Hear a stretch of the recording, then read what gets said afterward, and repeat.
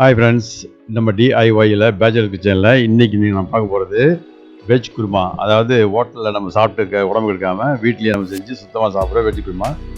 வாங்க நம்ம அந்த வீடியோக்குள்ளே போகலாம். ரொம்ப சூப்பரான சுவையானது வாங்கலாம். இது தேவையான பொருட்களை நம்ம பார்க்கலாம். இது வந்து அரைக்கிறதுக்கான மிக்சிங்கு, இது வந்து பொரிக்கிறதுக்கான மிக்சிங்கு, இது வந்து கரம் மசாலா, மஞ்சத்தூள், 2 பொட்டேட்டோ, 2 சில்லி, 2 டொமேட்டோ, 1 ஆனியன், ஒரு பெல் பெப்பரில் 1/4 போதும், 5 பீன்ஸு, 1 கேரட்டு,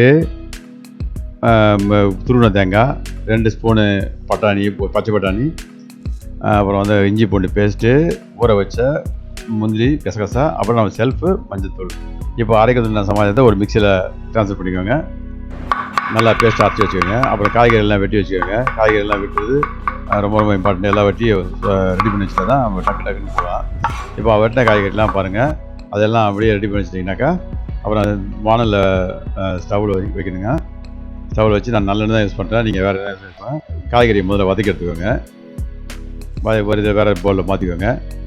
நெக்ஸ்ட்டு வந்து நெய் போட்டுட்டு அந்த பொரிக்கிறது நான் அந்த மிக்ஸி போட்டு வதக்குங்க. கொஞ்சம் இது பச்சை மிளகாய் அதெல்லாம் போட்டு வெங்காயத்தை போட்டு கண்ணாடி வதக்கிட்டு அப்புறம் வந்து தக்காளி சேருங்க. தக்காளிக்கு அப்புறம் அது வதங்கின பிறகு இஞ்சி பூண்டு சேருங்க.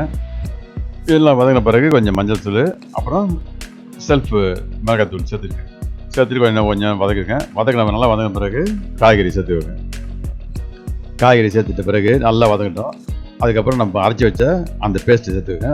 பேஸ்ட் சேர்க்கும்போது கொஞ்சம் தண்ணி எக்ஸ்ட்ராவே சேர்த்துக்கோங்க. ஏன்னா குருமா வந்து கொஞ்சம் ரொம்ப திக்னஸாக வரும். அதனால் கொஞ்சம் ஏன்னா நம்ம ஆல்ரெடி என்ன பண்ணியிருக்கோம், நம்ம முந்திரி சேர்த்துக்கிறதுனால கொஞ்சம் திக்னஸாக வரும்.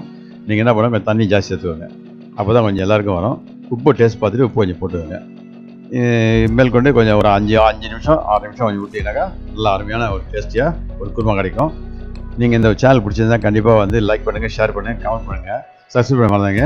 முடிஞ்ச உடனே கொஞ்சம் மல்லித்தூள் தூவி எல்லாருக்கும் சர்வ் பண்ண ஆரம்பிங்க. ரொம்ப டேஸ்ட்டாக இருக்குங்க. உண்மையிலே ரொம்ப டேஸ்ட்டாக இருக்கும். 3 இட்லி சாப்பிடுவீங்க, கண்டிப்பாக 5 இட்லி கண்டிப்பாக சாப்பிடுவீங்க. கண்டிப்பாக சப்ஸ்கிரைப் பண்ணாமல் மறந்துடாதீங்க. ரொம்ப தேங்க்ஸுங்க. கண்டிப்பாக பார்த்து எனக்கு கமெண்ட் பண்ணுங்கள். அவசியம் கமெண்ட் பண்ணுங்கள். Om Namah Shivaya.